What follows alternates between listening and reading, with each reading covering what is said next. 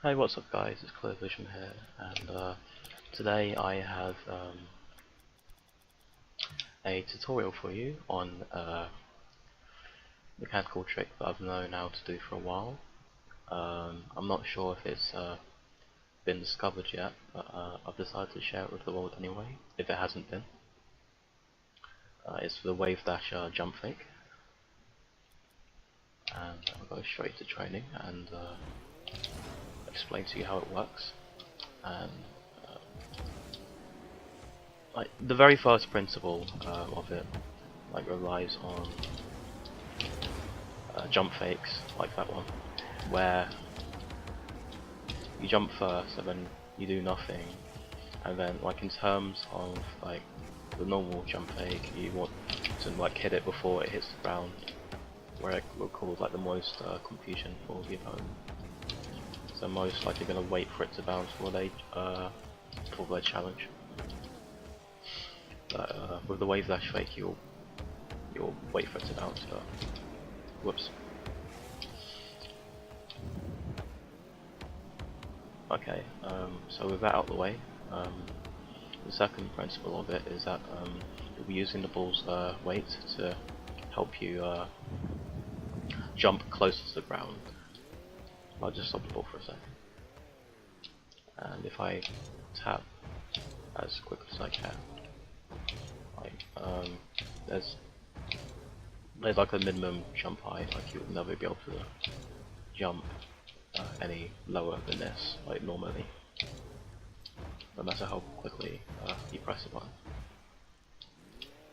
But if you use the ball's weight to help you, it will angle your car down, and in some cases it will also make the actual jump shorter as well, like that, and I'm able to dash much quicker from that because it angles my car down, and then I can use a little bit of boost to help me get to the floor even quicker. And it's much quicker than trying to fake someone out by doing that, which is very clunky and slow. So I don't find that way of faking useful.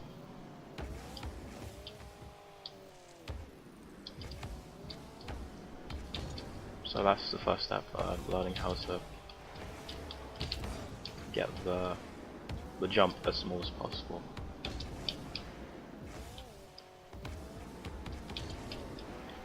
Don't be afraid to use a little boost to help you stay close to the ground. And if you want your nose to be pointed down, when you want to jump when the ball is slightly in front, and you'll also push the ball slightly in front of you as well if you want to shoot from a Wavedash, like that for example.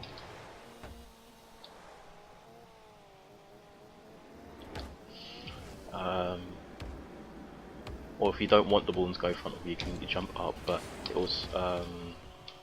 it might slow down the dash a little bit if you don't manually angle your car's nose down.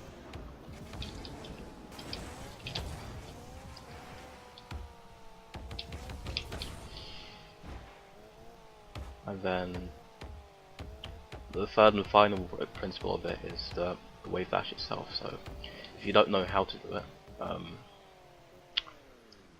for sideways ones, you want to use your air roll so that you angle your car. So that you angle your car slightly in the opposite way that you want to dash in. And for sideways ones, you also want to hold drift as well, so that you slide a bit. Whoops.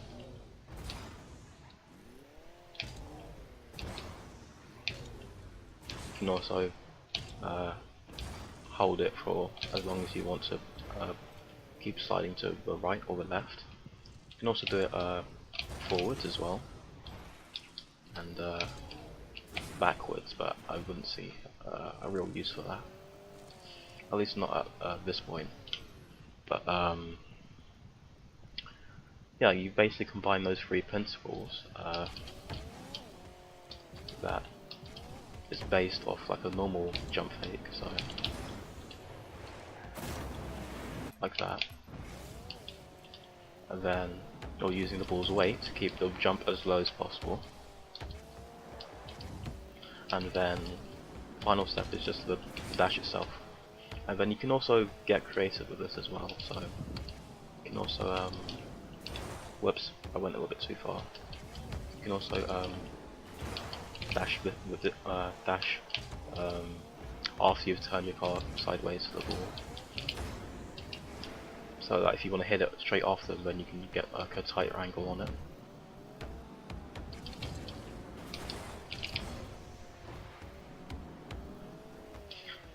If you're shooting immediately after the dash, then you want to have like just the right amount of distance so that you can hit the ball properly with your hitbox without it rolling off, and therefore getting it weaker. Something like that.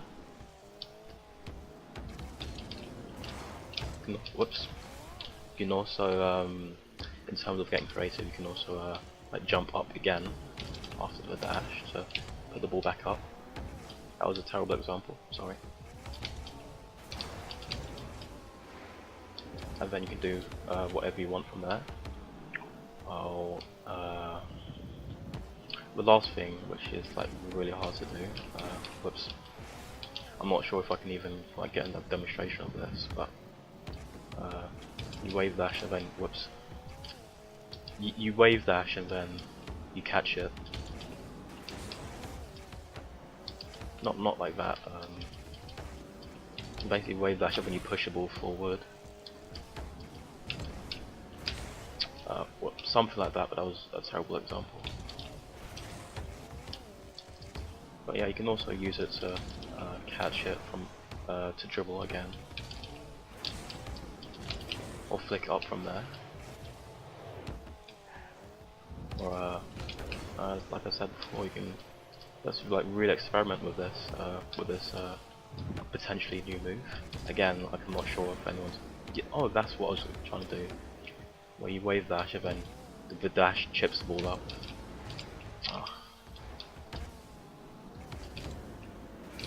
Yeah, that is really hard to do because you have to make your jump really low, so that the ball is just basically on top of you the entire time. I'm probably not going to be able to do that again, but you also want to, if you're going to try and do that wave dash chip, then you want to, whoops, I can't even do this now. You really just want to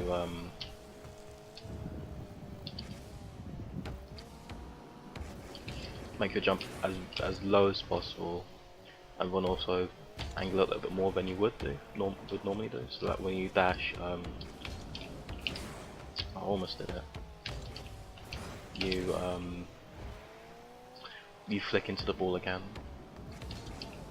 The chip usually isn't that powerful, I find, in terms of in-game usefulness. If you want to chip the ball, then I normally just do this, then jump up again to get it back up. But other than that, there's nothing else to this really.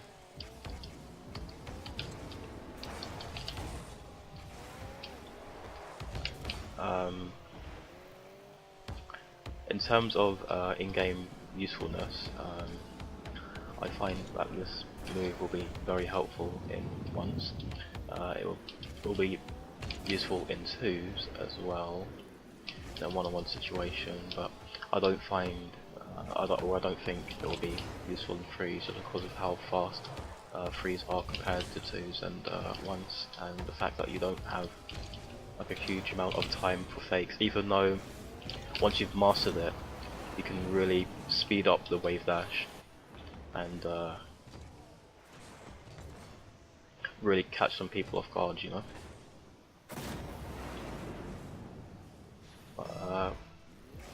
I think that more or less wraps up. I hope you've enjoyed this short tutorial. Please leave a like if you found this helpful.